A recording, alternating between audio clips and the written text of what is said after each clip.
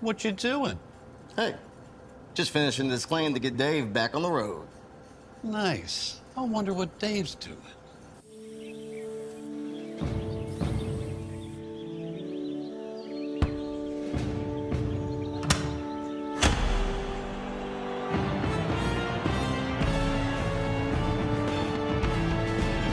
You do your thing. We've got you covered. Good afternoon and welcome to the 366th episode of the Alfa Insurance Georgia Prep Sports Drive for the GHSA State Title. Today we're going to spend a lot of time going over day one of the track and field results, look at what teams are leading the pack, and then what events are going to be scheduled today. We'll talk about some soccer and lacrosse, and then we're going to be joined by LaGrange head coach Matt Napier in the first segment. So let's go ahead and get going with Coach Napier.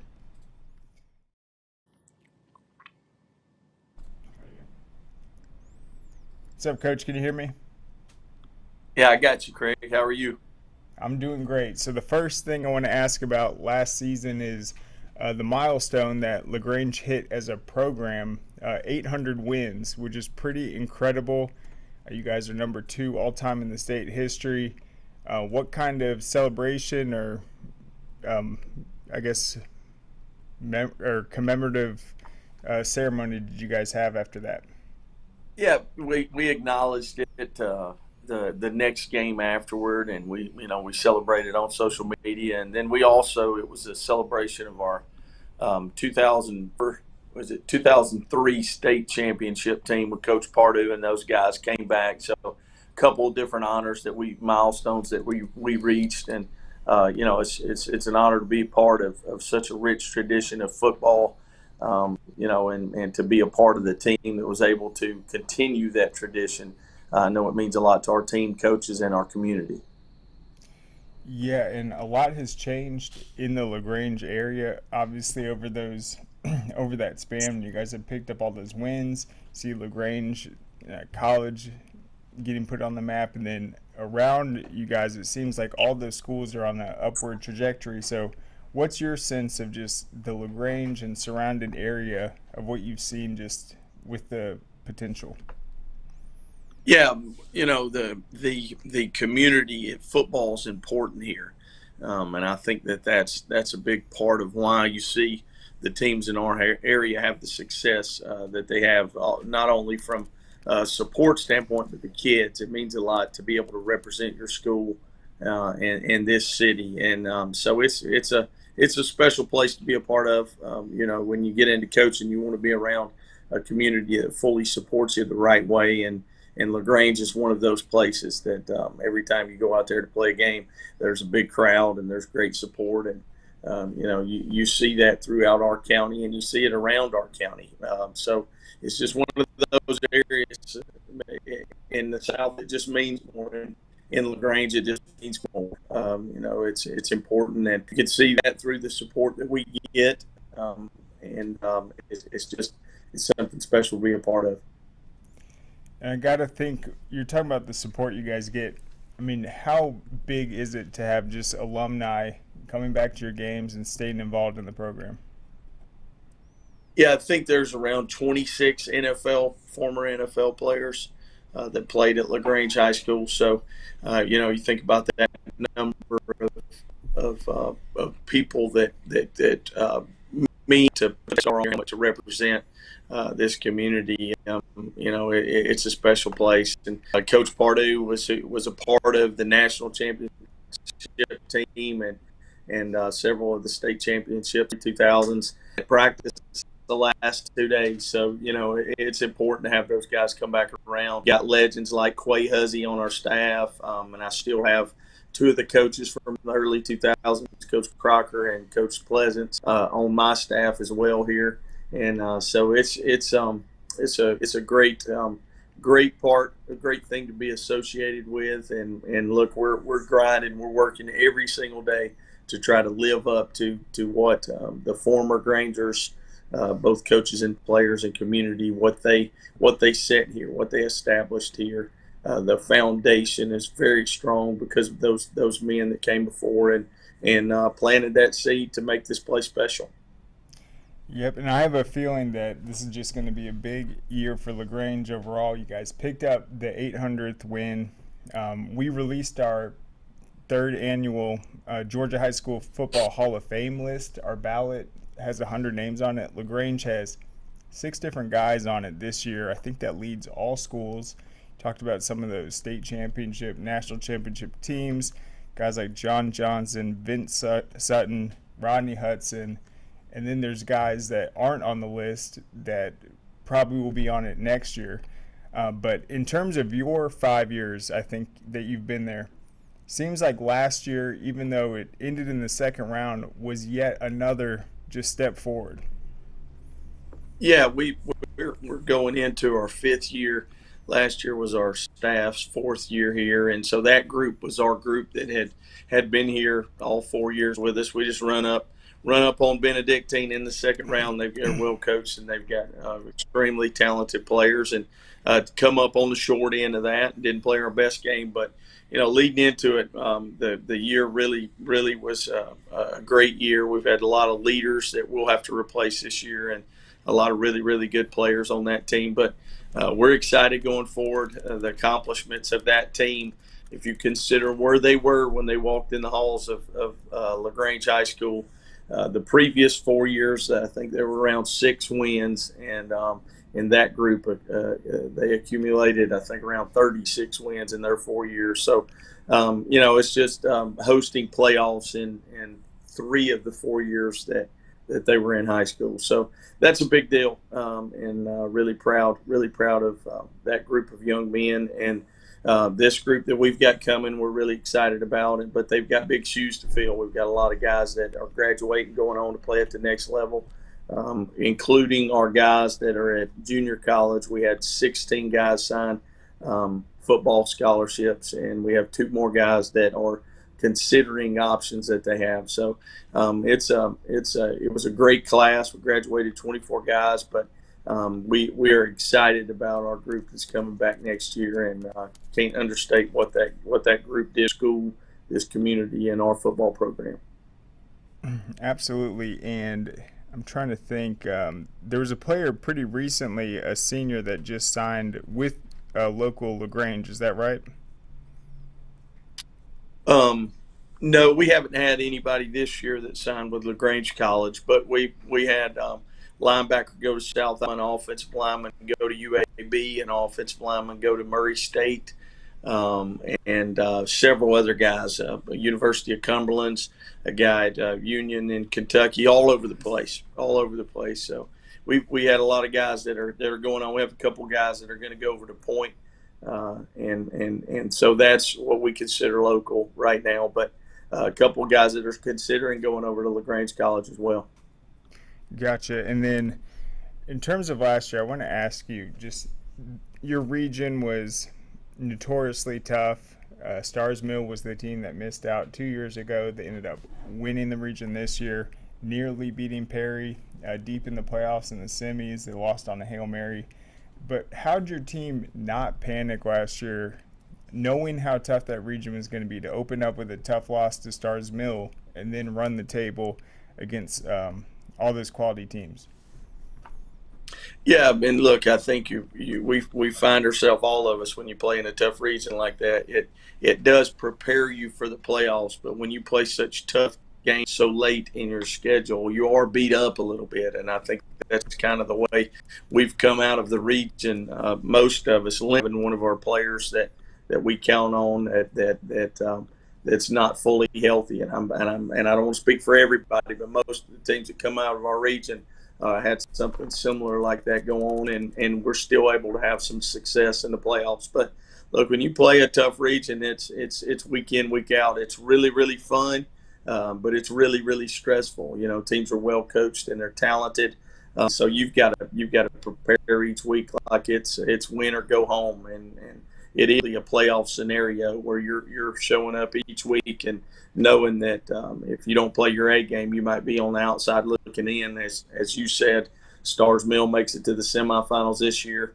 In our region last year, they're the 5th team, didn't even make the playoffs. So there's something to be said for the toughness that's and the growth that your team makes going through that. But it also affects you in the playoffs. And Stars Mill did a great job of staying focused and getting their guys ready to play, and did make a great run. And so says something when you win the region. It's got a great coaching several years and being a part of it. You get a really good path when you win the region. That's why getting that number one seed so important. And look, we're going into maybe tougher. I would probably say tougher region next year as well.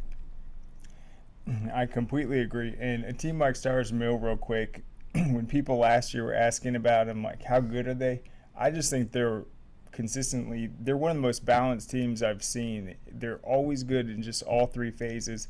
They always seem to have some incredible kicker. Defense is always solid, and then offense does a great job. So they aren't going to be in your region next year, but you mentioned it is going to get tough. You guys add Sandy Creek. How much history is there between the LaGrange and Sandy Creek program? Well, with our staff and this team in particular, since I've been here, we haven't been in a region or played those guys. But before I got here, they were in the region with LaGrange, and I think so obviously Sandy Creek has had tremendous success, and they were able to be able to handle LaGrange at that time. But Coach Smiley's there, and our staff. I've got several guys on my staff work Coach Smiley. So we've got my defensive coordinator and offensive coordinator have both spent some time with Coach, and so we got a lot of respect for him and know how they're 2 years ago they're winning the state championship and know what kind of talent they have, and so we know and respect well here. Obviously, as always, we're looking forward to the challenge. Certainly. And then you guys will open up against Douglas. That's going to be in the Corky Kell Dave Hunter Classic, one of the first games of the season. And then that gives you a little extra time before Early County, and then it's right into the Sandy Creek region matchup. But in terms of the Douglas matchup, I feel like that's going to be a pretty good opportunity just to test the speed of the game and some of the skill guys they're going to have that obviously have been some of the more explosive players in the state.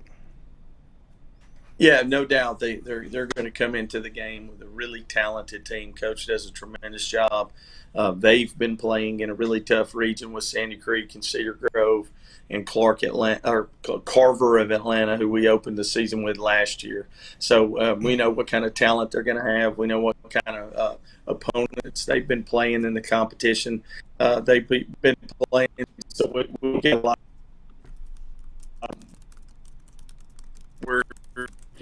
We know what we have in front of us. The community's really, really excited about being a part of the Corky Kell Classic, and I'm as well as my staff are looking forward to the challenge to make us better. We know they've got several players with Division I opportunities and scholarships, and so we know that it's going to be an extremely, extremely difficult task to be able to go and compete.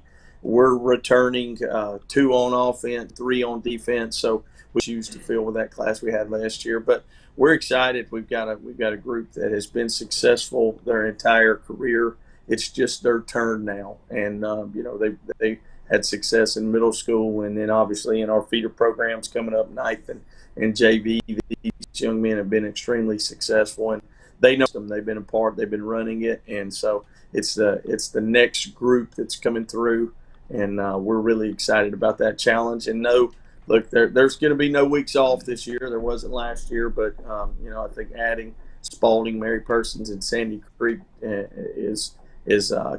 equal or top losing Stars Mill. Everybody else in our region is really returning. So it's going to be a tough task. I think it's going to present challenges for everybody, but I think we're looking forward to embracing that challenge and getting ready. And it starts with, like you said, the Corky Kell, which is really exciting for our community here in LaGrange. Absolutely. When you first got to LaGrange, I think the first thing that really clicked was the offense. It was a dramatic increase in overall production. A huge one. I think it was one of the best kind of transformations in the state. But then it looks like last year the defense had one of its better seasons in quite some time. Yeah. So who have you seen in spring that gives you the confidence that they're going to be ready to kind of replicate that this season? Yeah, Coach Thomas and our staff with Coach Thrasher, Coach Crocker, and Coach Drew Eady and those guys, they do a tremendous job. We got a former Granger coaching the linebackers in Quay Huzzy and several guys that have really, just like anything, the year after year, you get better and better at your system and you grow. And we definitely did that last year. We're losing some talented players, but we've also bringing some back. Noah Outland is a defensive end that is a dynamic player that's got scholarship offers over the spring, and really talented player growing up, and played defensive tackle for us last year. Was kind of that undersized defensive lineman, and he's an explosive player that plays with the motor that you see elite players play with. So we're expecting big things out of him. Our defensive line, we've got guys that are coming back that are veterans. Our outside linebackers are coming back. With Caden Sutton, our safeties coming back with Bryson Cockrell. And then we got a lot of guys that have got to fill shoes that have played in our two deep that we did a good job. Coaching staff did a good job of getting those guys experience, got several reps in big time games for us. And so those guys are going to come in, and we're looking forward to the experience with those guys growing as we go through these scrimmages and through these practices and through the summer and the padded camp. So we'll just continue to get better and better. But excited about that group. Expect big things from Noah Allen, expect big things from Caden Sutton, Harris Grace, those guys that are coming back for us. Yep, and I can't wait to see you guys kick off this 2024 season.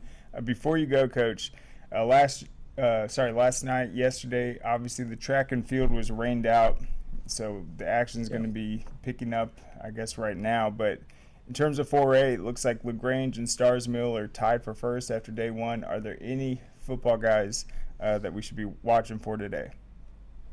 Yeah, all of them.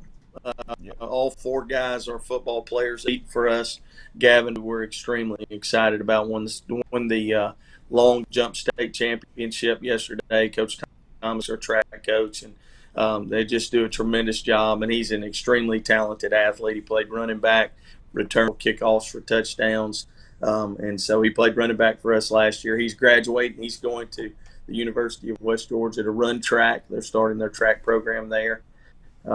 His last 100, he ran 6.2, so expect to go and championship in the 100-meter dash. Jaden Ligon, who signed with UAB, is competing today in the shot put, and he's an offensive lineman that's graduating and signed for us. Mo Evans is an outside linebacker safety for us that is competing in the triple jump, and then Wyshawn Butler is competing in the shot put as well. He played defensive end for us. So we got several guys, several of our football players and coaches are up there competing today, and we're hopeful that those guys come through, and we're pulling for them big time. Awesome. And then when do you guys wrap up spring ball? So we play Eagles Landing in McDonough this next Friday on the 17th at 7 o'clock, and so that'll be our last day. We also have a ninth grade scrimmage versus Opelika on May 16th, the day before. So we're finishing it off on that Thursday and Friday, and looking forward to getting better and good competition. Awesome. Well, Coach, thank you so much for coming on. Appreciate all the insight, and can't wait to see you August 14th. Yes, sir. Go Grangers. Go Grangers. All right, so there goes Coach Napier, and yep, they will be kicking off the season in the first day of 2024. And when he's talking about track, we'll obviously get to that in the second segment. But in Class 4A and Class 3A, Class 4A was only able to do the long jump and the discus yesterday. So he was mentioning his guy from LaGrange won first place in the long jump. That gave them 10 points. And then Stars Mill, they won the discus. So it's 10-10 after the first day, which is pretty significant because Westminster, who is one of the biggest challengers, Southwest DeKalb won it last year. They didn't score any points in those events. So it was only two They'll have all the field events today, and then it's going to get into the speed events. So today is going to be the pole vault, high jump, triple jump, shot put, and then the 3,200 meters. So we'll have all that covered, but let's go ahead and take a quick break, thank our sponsors, and we'll be back on the other side. Hey, is the power off on this? I don't know. Just take it off. Safety violation, unsafe work conditions. In the construction trades unions, safety is our highest priority, and we train you to recognize and speak out on unsafe working conditions so that everyone arrives and goes home safely. Learn about careers in construction at georgiaconstructioncareers.com. All right, welcome back. So let's get into the track and field day one action. So yesterday, there's four locations. 3 of them got delayed from the get-go. This was announced shortly before noon. That was East Jackson, Carrollton, and Rome. They got pushed back significantly, in some cases about 4.5 hours. The Albany location was the only one that did start on time, and that was Class 3A and 4A. But then into the afternoon, which I think they were running a little behind schedule anyway, right before 4 o'clock, they announced there would be a delay. And then about 15 minutes into the delay, the weather didn't let up, and so they paused it, and they're going to resume today. It actually got going at 12, so shortly ago. But the other locations, all 3 of them were able to complete their day one action, which included all 7 field events and then the 3,200 meter. The reason that one is split up 2 days, one, that is a heck of a race. You're talking about a 2-mile race where guys like Tommy Latham from Marist is running it in like 9 minutes something, or yeah, I think he did it in 9:46, which is the state record. He broke that out in California this year in 2 miles, 9 minutes and 46 seconds. And so you don't want to run that back-to-back days if you're doing the 3,200 and the 1,600, which in his case, and some of them, you'll have some run the 3,200 and then maybe they're in the 4x1,600 or the 4x800. So it's usually spread out. Well, Class 3A and Class 4A, they aren't going to have that luxury.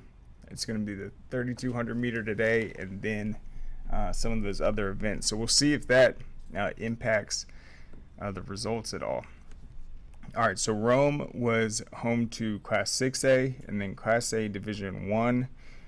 East Jackson had Class A Division 2 and then Class 2A, and then Carrollton, that had the Class 5A, Class 7A, and then the adapted events. I think so far in the adapted, it was Dalton and Calhoun are leading the pack.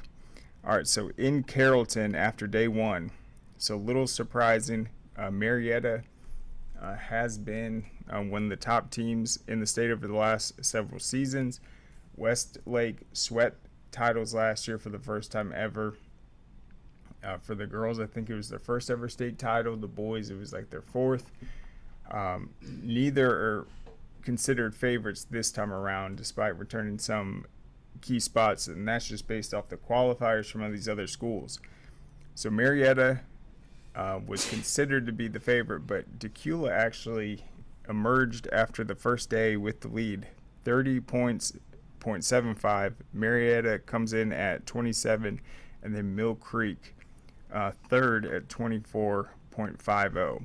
Richmond Hill and Walton were both in a tie with 19 points after the first day, which was a little surprising because Walton, I think I said last week, they had 27 or 29 total boys and girls qualify for state after the first day, which was 8 total events. They did not have a single first place finish. They did gather some points, but that valuable 10 points, they have not gotten that yet.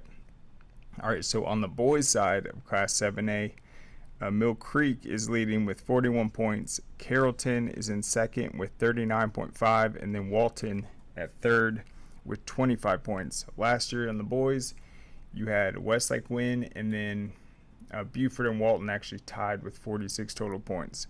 All right, so in Class 5A, the Jefferson girls, after day one, 34 points. They narrowly lead Tucker's 28, Harris County at 26, and then Maynard Jackson at 25. So that one is extremely close with all four of those teams. And then on the boys' side in Class 5A, Tucker left day one with 35 points, Jefferson at 26.5, Heritage Conyers at 26, Chapel Hill at 24, and then Lithia Springs at 22. So expect those to be very close moving forward, and it's going to depend on who comes out on top in the relays and then the distance events, which is going to be huge. Obviously the 3200's already been ran, but you still have the 1600, 4x800, and just an example, let's look at the Marietta girls. Let's see. So in the 3200 yesterday, Mary Naismith, who is the best distance runner in the state in terms of the girls, she defended her title, ran the 3200 in 10:34.14 blazing time, and then Maddie Jones, her teammate, finished in second with a 10:42.60, so about 8 seconds behind Mary, but that gave him 18 points in just that event alone. And so are we going to get to the 1600 or some you usually don't see in the relays, but some of these top programs that have multiple qualifiers, they're going to need to start putting multiple athletes on the podium if they want to shrink some of those deficits. All right, so we talked about 5A. That one is once again led by the Jefferson girls, Tucker boys, and then Oglethorpe County on the girls. They led with 40 points after day one in Class A Division 1. Claxton is at second with 29 points, 11 points back, and then you have a tie for third, 17 points back with Mount Pisgah and Buckley County. On the boys' side, Darlington leads with 25 points, Tallulah Falls 21. They had the most points in Class A Division 1. And then Heard County and Athens Christian both came in with 18 points. So obviously getting a top three finish is very exciting. This all impacts the Directors Cup standings and all other things. So you have a tie for third currently. That one would be extremely close. In Class A Division 2, Randolph Clay, they are leading with 29 points, and then Sly County is leading with 26.5. And it's obviously going to be tough for Sly County. That is, I believe, the smallest school in the state in terms of enrollment. But man, it's just been so tough to see them come up so close to state titles in so many different sports. Baseball this year, football the last 2 years. It would be pretty exciting to see them finally get a team title. So they are leading after day one. Zayden Walker, 5-star linebacker. I think he's going to be one of the best prospects in the entire state. He was able to earn 4 points in the shot put with a 50/2. And he will obviously be competing in that event next year as well. So good for him. He's been hitting it in the track season as well, and that's a significant finish for him. And we'll see if he's able to win it all next year. And that was not far behind the first place finish. All right. Then in Class 2A, Athens Academy, they hold a significant lead, 45.50 to 14.50. So a 30-point lead, or 31-point lead after day one over Worth County. And then in Class 2A, the Worth County boys with 17 points. They are in a very tight race. Model has 16, Athens Academy 15, Drew Charter 15, and Mount Perrin 14. So there you have it right there. Let's go over some of these individual results from yesterday before we talk about today's event. So In the boys Class 7A, I think that when the bigger performances came from Mill Creek yesterday, I thought just on the boys and girls side they did extremely well. But Cortez Smith, top football prospect out of Parkview, he had a phenomenal day. He placed first in the shot put with a 56.2. He beat Walton's Omar Inan. He was the region champion, sectional champion, and the Cobb County champion this year. So that's just how good Cortez Smith is. He narrowly beat him by about 4 feet. And then he placed second in the discus. He fell to Caden Spratling of Carrollton. He had a 169.6. Cortez Smith a 167.4. But winning first place in the shot put, second place in the discus, very strong performance by Cortez Smith, who was an absolute beast for the Panthers this year. In the triple jump, Mill Creek's DeMarco Lawler won with a 47.8.5. Carrollton's Kaylin Pinkard had a 47.550, so that one was very close, just inches separated them. Lee Niles out of Brookwood, their top receiver this last year, he placed second in the long jump with a 23.8.75. Billy Cunningham of Richmond Hill placed first with a 24 even, narrowly beating him. All right, then on the girls' side, we mentioned Mary Naismith. She was one of the top point getters last year with all her various events. I mentioned she beat her teammate Maddie Jones. They earned 18 points in that event. Samantha McGarity, she was considered one of the only other athletes outside of Marietta that could have won the state title. She placed third.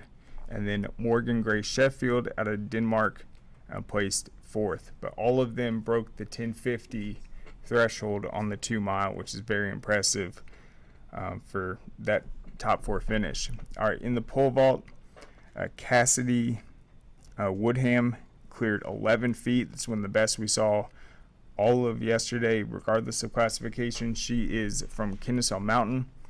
Victoria Freeland is from Mill Creek. She had 10.6. And then Ava Okeke from Kennesaw Mountain, that's Woodham's teammate, had a 10.6 as well. And then Kaylin Forand from Mill Creek had a 10.0. So both Kennesaw Mountain and Mill Creek picked up over a dozen points in that individual event. All right, in the jumps, we mentioned Decula on the girls' side in 7A being a surprise leader after day one. The big reason for that was Dana Nimhard from Decula. She won first place in the high jump with a 5.6.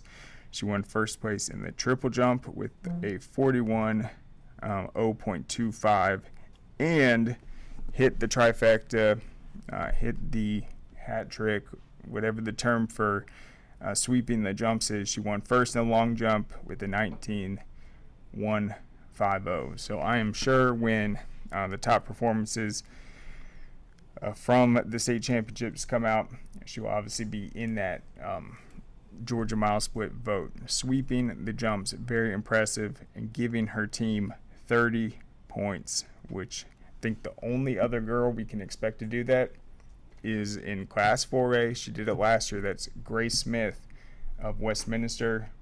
She broke her school record in the long jump for the 3rd time last week in the sectionals. She was the highest individual point getter in the state last year. And she specializes in the jumps, and then I believe she anchors 2 of the relays for Westminster. So we'll see if she's able to do it. But as of now, Dana, that's Danah, and then Nimhard, Nembhard from Decula. A perfect sweep of all the jumps yesterday. We mentioned Omar Inan from Walton. He came in 3rd in his special event, the shot put, and then his sister from Walton, that's Ayla Inan. She finished 2nd to Kajana Cowwood from Grayson in the discus. So brother sister both made the podium yesterday for the Raiders, picking up some valuable points on both sides. All right, in Class 6A, let's look at these real quick. On the boys pole vault, Grayson Venezia from Creekview won with a 16. Seth Burns of Alatoona 15, and then Gabriel Parker from Creekview with a 14. So it's a first and third finish for Creekview in that event, giving them 16 points. Etowah is a team that all the track analysts said might be able to take the 6A title this year. Last year it went to Hughes. Hughes had a massive comeback after the first 2 days. They did not get many points in the field events. I think they ended up with about 70 points, but it was like 21 points maybe. But then they dominated in the relays, and then specifically the sprints with Maurice Gleaton, one of the best athletes in the state. That's what led Hughes to the first ever state title last year. So we will see if they're able to get it done. But Etowah, based on what they've done in their region, sectionals, and then honestly after the first day, they look like a legit contender. Luke Stradley, he placed second in the triple jump. He placed first in the long jump. And then I saw his name somewhere else, but he had a tremendous outing. Nathaniel Williams out of Rockdale County placed in multiple events as well. Second in the discus, and then third in the shot put. And Nicholas Crosswhite, that's the other big name from yesterday, from New Manchester, first in the triple jump, and also fourth in the long jump. And then Luke Stradley from Etowah, we mentioned, he won first in the long jump. On the girls' side, let's see who was standing out. Okay, Alexander finished second to Woodward Academy last year. Woodward lost Olivia Powell. Olivia Powell's now at Ohio State. She swept the hurdles last year and anchored their 4x100 relay, 4x400 relay. So she helped them win, I think it was 4 different events. So she's since graduated. If you look at the region, Woodward still placed first in the hurdle event, so they've replaced that. But Alexander has gotten a lot better also. So let's go back to who was winning in 6A after the first day.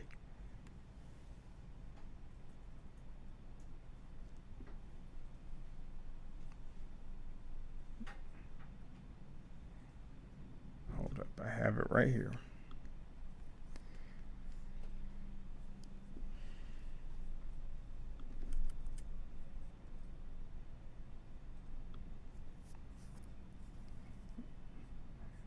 This was probably the latest one to finish last night. So it is Alexander, who was considered the favorite. Man, where is Woodward? Whew, they are way back. All right, so after day one, Alexander has 51 points, defending the state champion. So 51 points for last year's runner-up. The defending state champion, Woodward Academy, 3.33 points. So they are way back. Obviously, the hurdles haven't happened. The relays haven't either, but they did not fare well in the field. Alexander only got 4 points in the distance race, but that was the only one ran yesterday, the 3,200. So I think that was a 5th place finish. They got 9 points in the throws, but they got 38 of their 51 points in the jumps. Absolutely dominated. Blessed Trinity is in second with 29 points. They're still in striking distance. I know they have some top athletes in the, I think it's, yeah, the distance race. You got Pope at 28, and then Lakeside Evans 25, North Forsyth 24, and then Marist at 17. On the boys' side of Class 6A, we have not mentioned that yet. So Hughes, the defending state champs, similar as last year when I said they barely reached 20 points after the first day. They have 15 points. Watch out for them in the sprints and the relays, though, which will be today and tomorrow. Tied for 7th is Shiloh and Creekview. Creekview got 16 points, and they got all of them in the pole vault. Did not earn any points in the other ones. And then Marist leads with 36 points. No surprise there. They got all 36 of their points in the distance, and that is because they have Tommy Latham pacing the field, and then a lot of other guys that were able to place right there. So very intriguing. So Class 6A, both defending state champs are way back in the pack. All right. So we're moving on. Let's go to 4A. The guy I did want to shout out from LaGrange that Coach Napier was talking about, that is Gavin Barlow. He won first place in the long jump. Class 4A only had 2 events that were able to take place yesterday. That was the long jump and the discus. He gave him the 10 points with a 23-2. He beat Westover's Jalen McLeod's 22-10.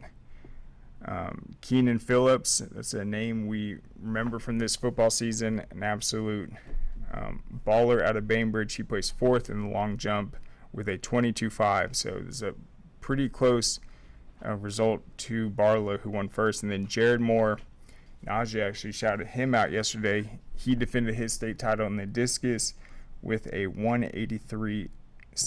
On the girls' side, Grace Smith, we mentioned her from Westminster. I'm going to have to edit this. I somehow forgot to put Westminster next to her name, but expect to see her a lot more on this list. They only had one of the jumps. She swept it last year, and that was a long jump. She easily won yesterday with a 19-3-5.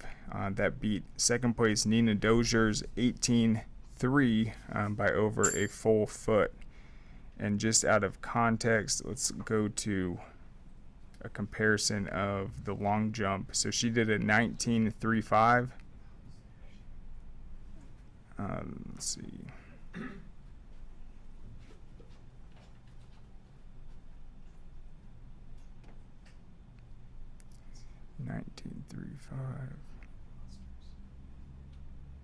Well, yeah, I mean, I guess she's up there. It looks like Ricky Carver from Lakeside Evans actually surpassed her on that event out of 6A with the 19-7. So, yeah, it was a strong performance by the girls yesterday. Let's go ahead and take one more quick break. We'll be back for our final segment. We'll talk about today.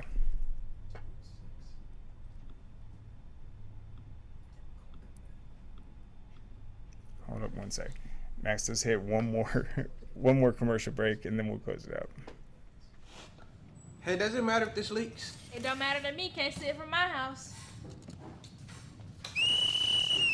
Illegal use of hands, improper training. GeorgiaConstructionCareers.com has 14 different highly skilled trades with tuition-free training in our certified apprenticeship programs to train you the right way. Find your career at GeorgiaConstructionCareers.com. All right, I will move on from track. I was very excited, though. If you want to see all the results, go to scoreatl.com. There were some classifications I did not cover, but this year I sucked it up. Usually we do the top 3 for each event. I did the top 4. So you can see the top 4 finishes in all of them. And then if there's a tie anywhere, let's say there's a tie for 3rd and it pushes back to 5th, I'll make sure to account that. So you'll see 4 finishers for every event with their time and with their school. And so you can do a name search if you want. You can name search Walton on it and see how they're doing. You can name search Carrollton, Mill Creek, etc. But we'll have today's action updated, and we'll see who is leading heading into the final day of action, and I will have a clear picture of it after today. So the soccer results last night, some pretty high scoring games, some thrillers, but it looks like the River Ridge and McIntosh boys and then the Marist and GHSA girls won their state titles. For the girls, this was at McEachern. Marist won 4-3 in double overtime. Senior defender Hannah Ficlaris, and by the way, She just won a basketball state title this year. For Marist, not many people thought they were going to be able to conquer that Class 6A field, but they sure did. So she came through with another clutch performance. She kicked a match-tying goal in the final minutes to send the two storied programs into extra time. Her goal with 8:37 left in the second overtime helped Marist avoid a penalty shootout against the defending champs and secure a 12th overall all-time state title. Marist went up on a penalty kick from junior defender Grayson Rogers at the 23:11 minute mark of the first half. Roswell and the defending champs, their junior forward Rachel Pfeiffer scored back-to-back goals at the 21 and 12 minute marks to put the Hornets ahead.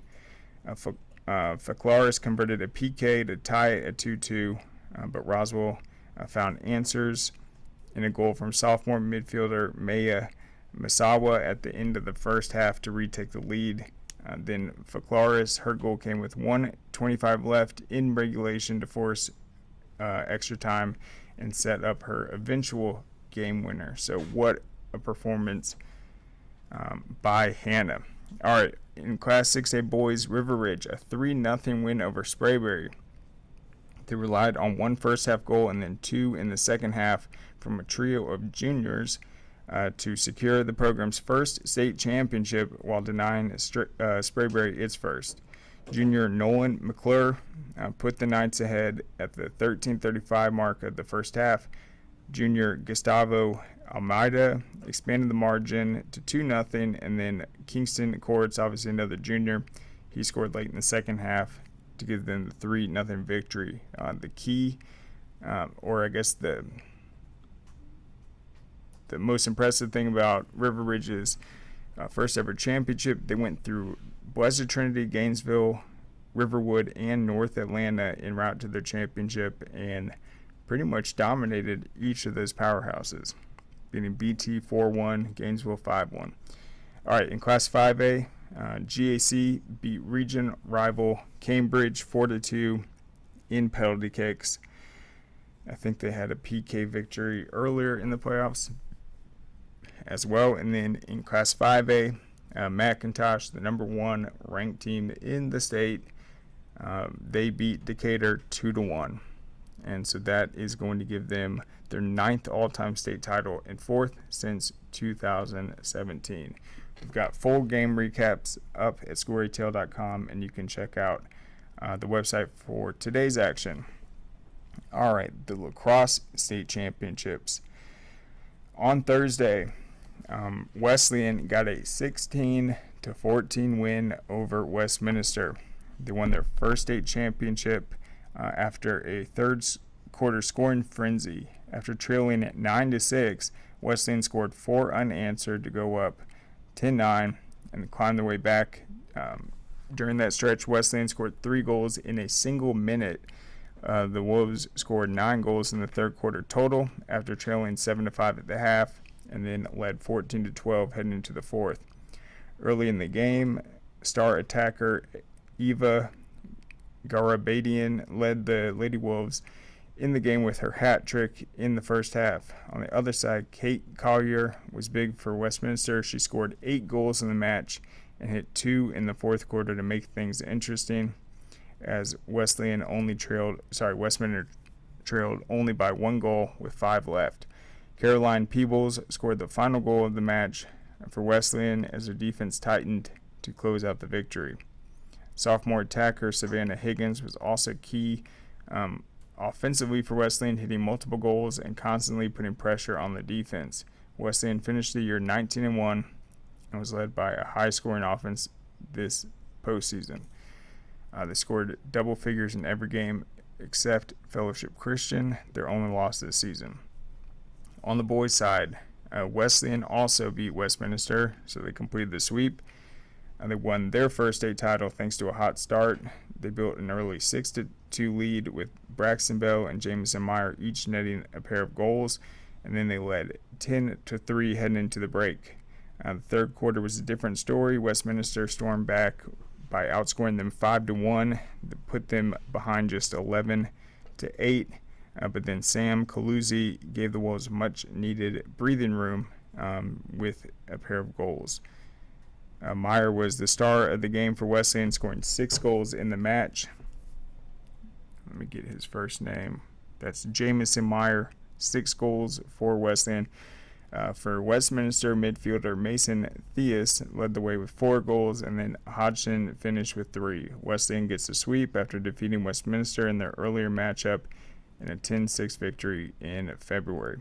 Westminster was one of the better stories this season. After starting the season at 2-5, they won 6 games in a 7-game stretch and won an area title.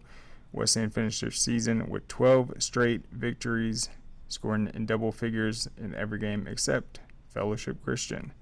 Wesleyan joins Centennial, Northview, Alatoona, and West Forsyth, all with 1 state championship in program history.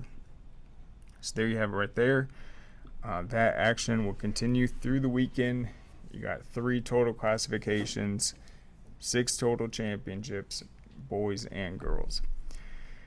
All right, so let's close it out with a little news that pertains to the Corky Kell Dave Hunter Classic. So obviously we're going to have game previews up. We're really excited about this year's matchups. Half the field are first-time teams making the first ever appearances. A lot of new intriguing matchups. I personally like the Prince Avenue Christian West Forsyth matchup. That one is super intriguing.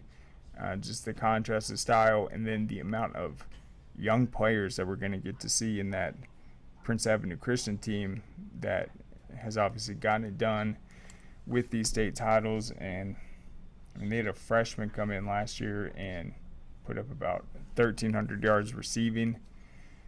So I think that's going to be really interesting against that defense. Another matchup, though, on Saturday, where you're going to see a lot of new faces. It's going to be the Walton and Brookwood matchup.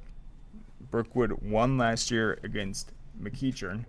Brookwood did not have the best season, but what I point out, if you beat a team that wins a region title in Class 7A, that is proof that you can get it done. Just think about who won region titles last year. Colquitt County, Carrollton, let's see, Class 3A was McEachern, Walton, Milton,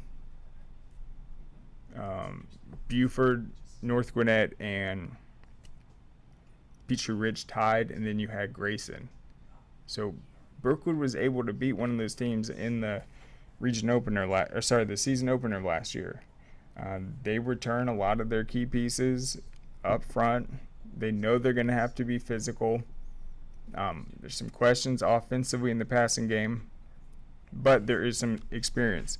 As for Walton, they were the only team last year that brought 2 full teams to the Corky Kell 7-on-7. They have been getting this next group of guys, these underclassmen, ready to go, knowing that last year they were so reliant on seniors.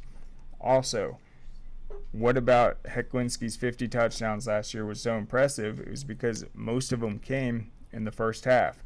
Walton had so many blowouts last year that they got to play a bunch of the young guys. So I think Walton's going to have a lot of new pieces at play. But yesterday the news broke, and this is what we've been leading up to. You can go to scoreatl.com. Max wrote a great story on it.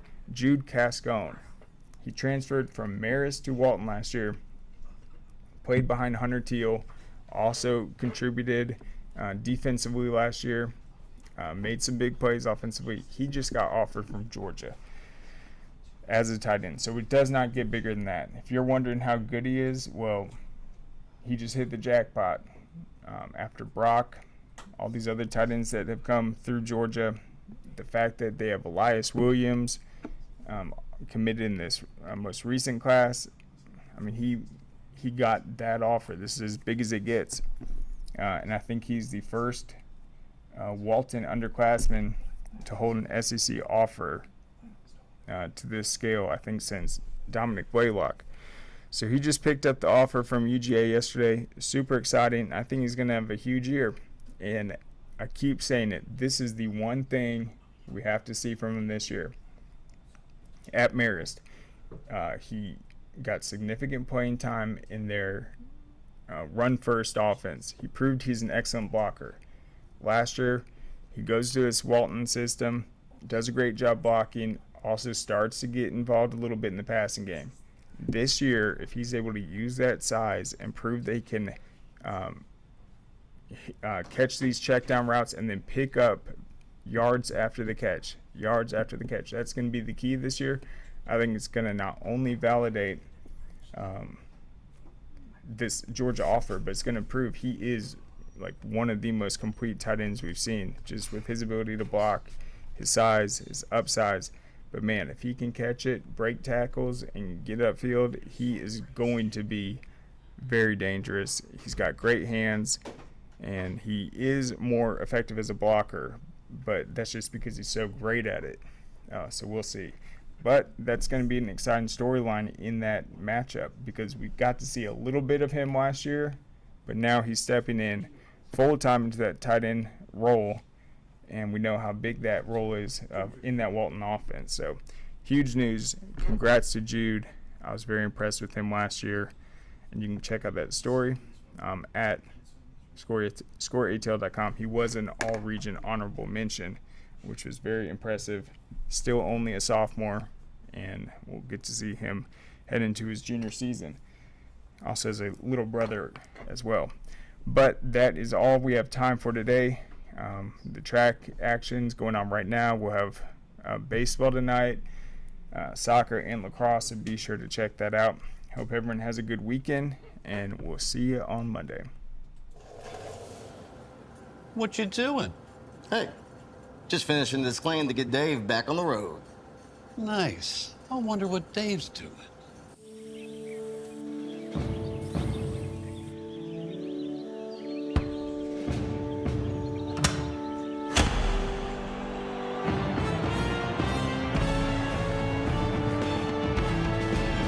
You do your thing. We've got you covered.